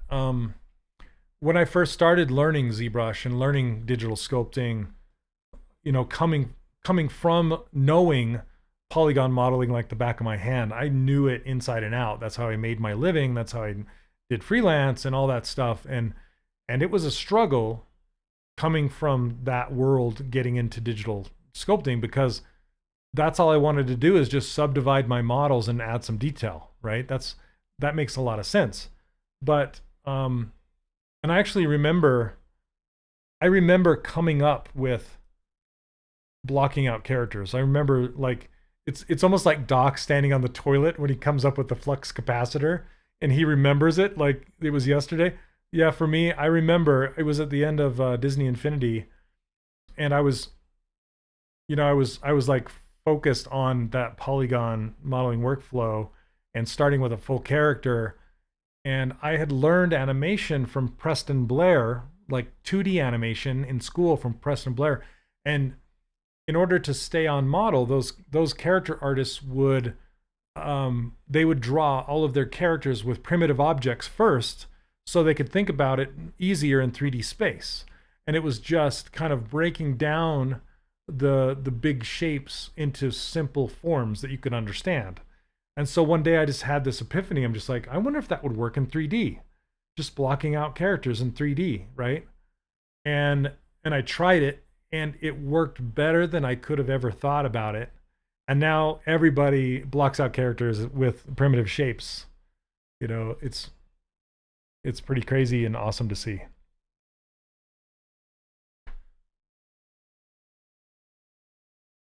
Let me see if I can find the first image after I taught it to people.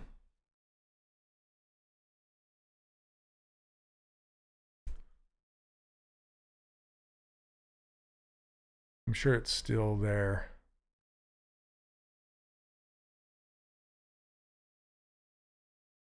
One of the first images I captured after I had a bunch of students go through my course.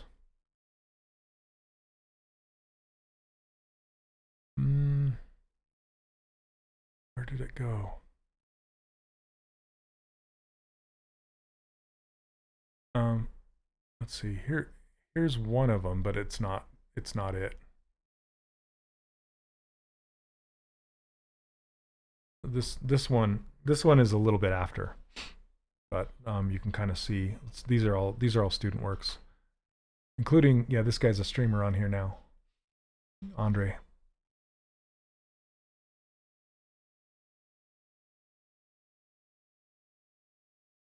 And I'd also seen Michael DeFeo from Blue Sky. He was working at Blue Sky at the time. And I saw him sort of, because he was a traditional sculptor. So he didn't kind of know the traditional methods of digital sculpting. And so he's more of a traditional sculptor. So he would he would start with primitives just in clay because it made sense. And then, so he kind of brought it over to ZBrush, and he kind of sliced something in a way that sparked my, you know, the whole idea of I wonder if that would work, and then just kind of ran with it.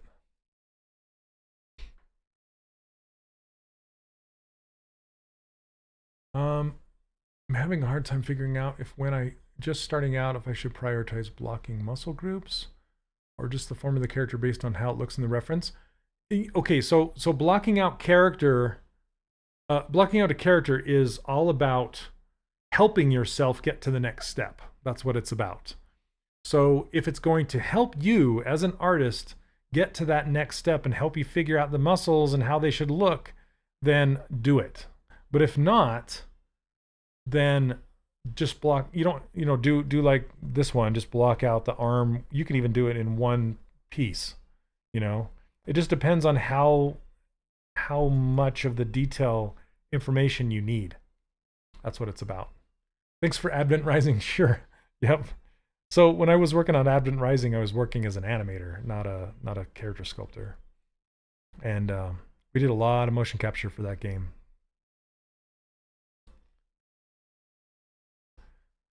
Do you use the Lightbox models for your sculpts, or you never use the base meshes? You know, it's funny, I made those. So if you're talking about like any of these, I don't really start with these, no. But see this Zizu right here? I made all these characters. So if you use them, hey, that's cool. But I don't use Z-spheres as much, just because I like the control of being able to move the objects apart away from each other. But I know a lot of people that use those, and that's great.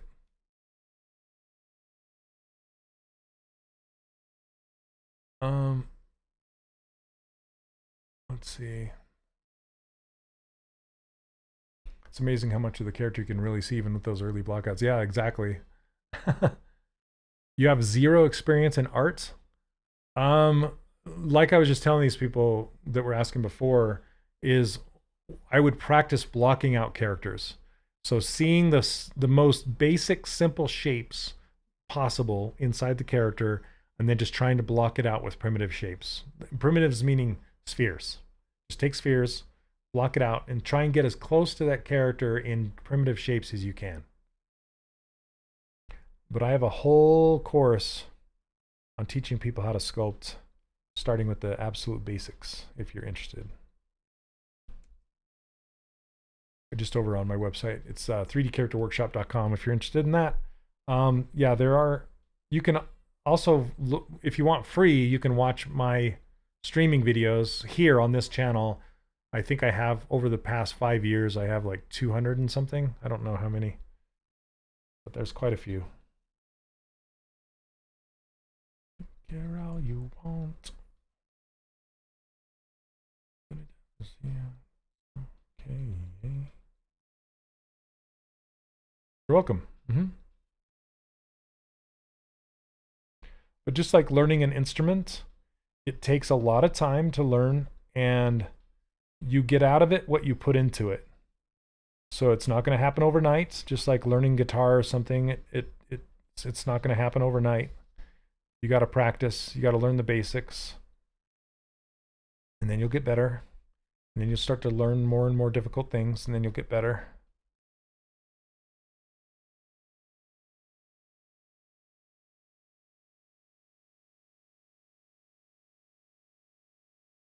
Like I always say, you're not going to play like Jimi Hendrix when you first try. It's probably going to sound like Mary Had a Little Lamb or something. Wait a moment. Got to let you know. Oh my God.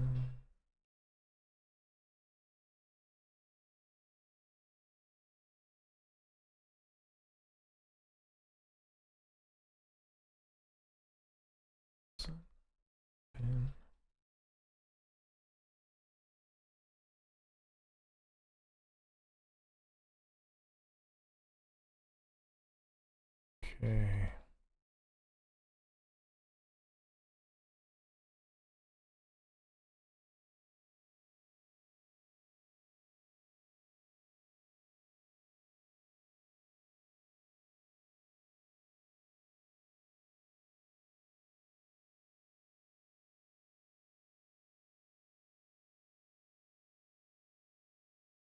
This is this hair right here reminds me of Meg from Hercules a little bit. It's kind of her hairstyle slightly.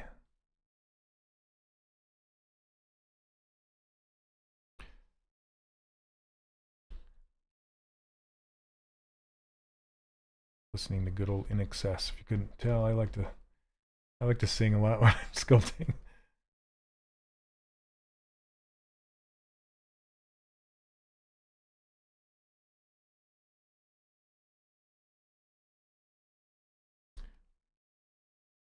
Yeah, Meg's one of my favorite Disney characters. She's great.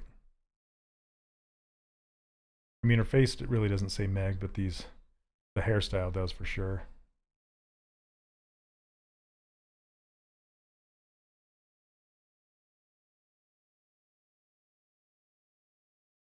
That's one character we didn't do for Infinity, isn't it? I think she's in the game, but not as a toy. It's really interesting how they chose what characters were going to be there. You know, Disney Infinity is 10 years old. 10 years it's been. And I'm still going on about it.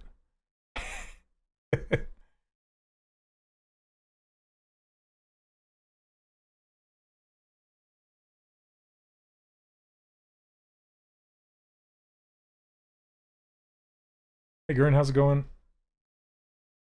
Thank you very much.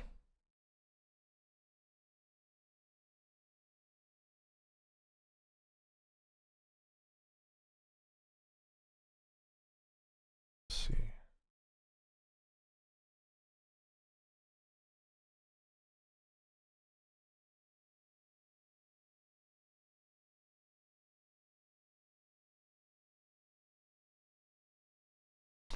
Yeah, literally anything can be modeled from primitives. That's the truth. Anything. If it has volume, you can model it from primitives. Like if it's like a well, even a ghost. I was going to say if it's something liquid or gas, even liquids can be sculpted. I should show you guys this. I can now show you a character that I did for a freelance gig that never saw the light of day because unfortunately the company went under.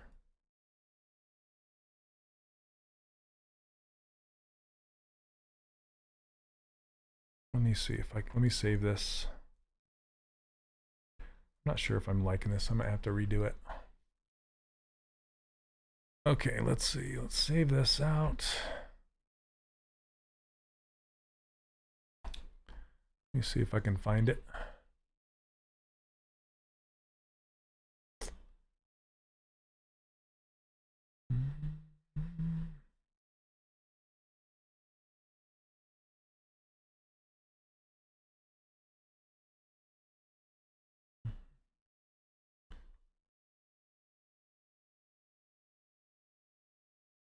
Where did that go?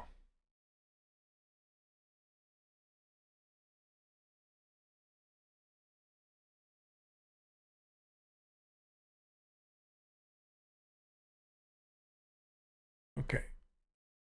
Found it. Oh no. Okay.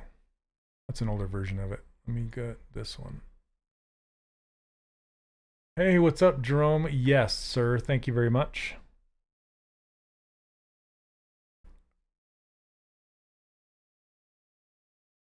I forgot it took 30 days and I was bugging him. How are you doing, sir?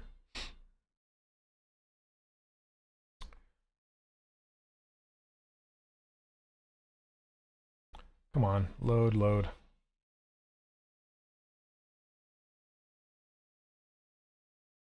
I don't know if you've seen this one, Jerome. The one I'm loading. It's Mickey Mouse. It's Vacation Mickey that I did for Qfigs. Oh my goodness. Come on, ZBrush, you can do it.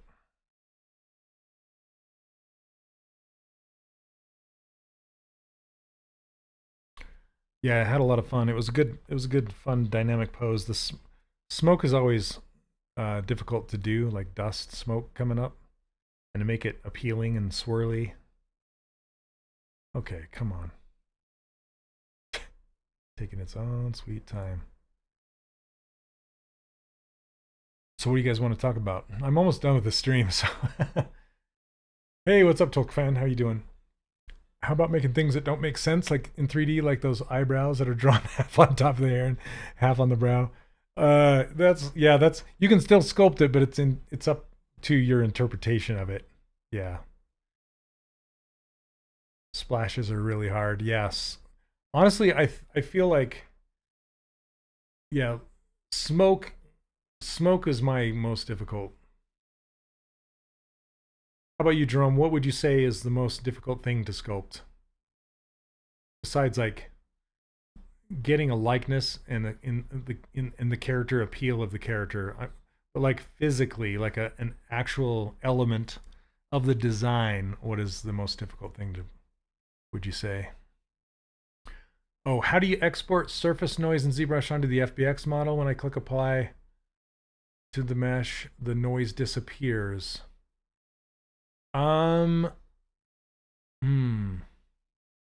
Yeah, hair for sure. Yeah, hair. I still struggle with cloth folds too. Oh my goodness, what is up with this?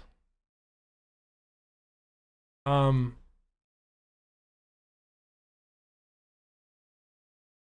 was trying to think. So yeah, you have to make the mesh or the noise actual 3D. So you have to make it part of the mesh rather than a floating temporary thing. So it's been a while. I'm trying to remember. I'm sure there's a Michael Pavlovich video on it. But yeah, you have to apply it and make it real. I don't really have time to do feedback during stream. Yeah, comics. Unfortunately, Qfigs is no longer operation. Which one of my students, Zhao Salsa, he was one of my original students, like the OG. He's been posting a lot of his stuff that he worked for them.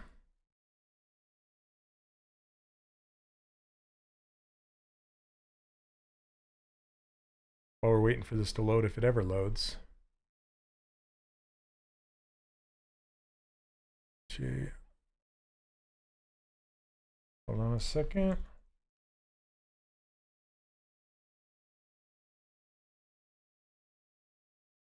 Oh, here we go. It loaded. Wow. Okay, I want to show you Zhao's stuff really fast. Most of the stuff he did for Qfigs. Oh, it's so, yeah, it hurts my heart that it didn't come out, all this stuff. But I would check out Zhao's ArtStation here. You can look at a bunch of these characters. They're really, really good. Love this Batman. This Queen of Hearts. Yeah, Qfigs are amazing. I have a whole bunch of them here. Yep. So yeah, check out Zhao's stuff. Again, yeah, he was one of my original students. I'm super proud of this guy. Okay, so let's see if I can get this to work. Oh, this is the T-pose of it. Gosh dang it. This is not it.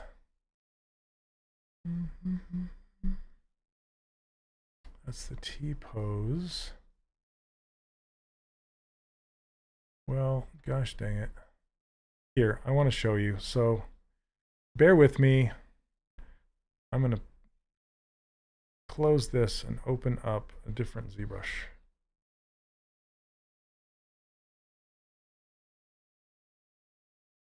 V3.2. Okay, give me a second here. Look at Zhao's stuff for a second.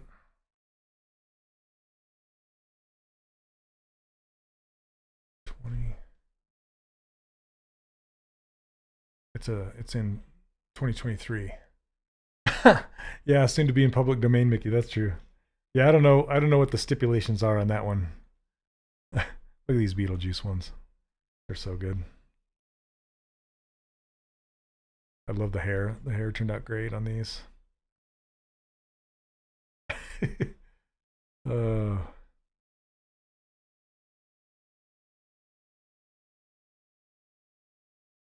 Okay, ZBrush, where are you?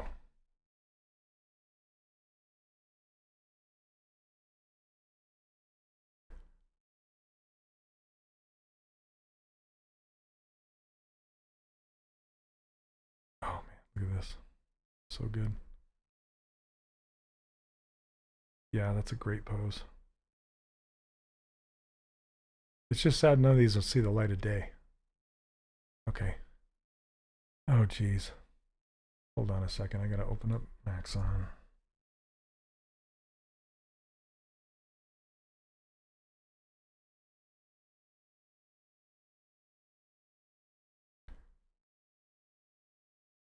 Alrighty, 1 second.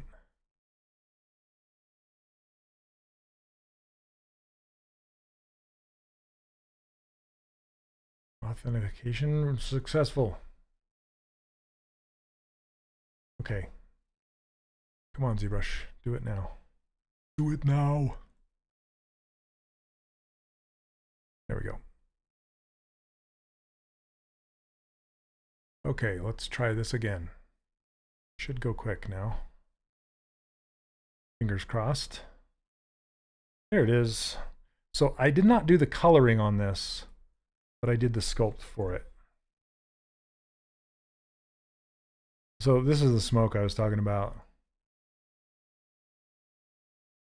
Yeah, it's just a lot of fun. So many elements, and I had to kind of figure out how to make everything touch so it would support itself.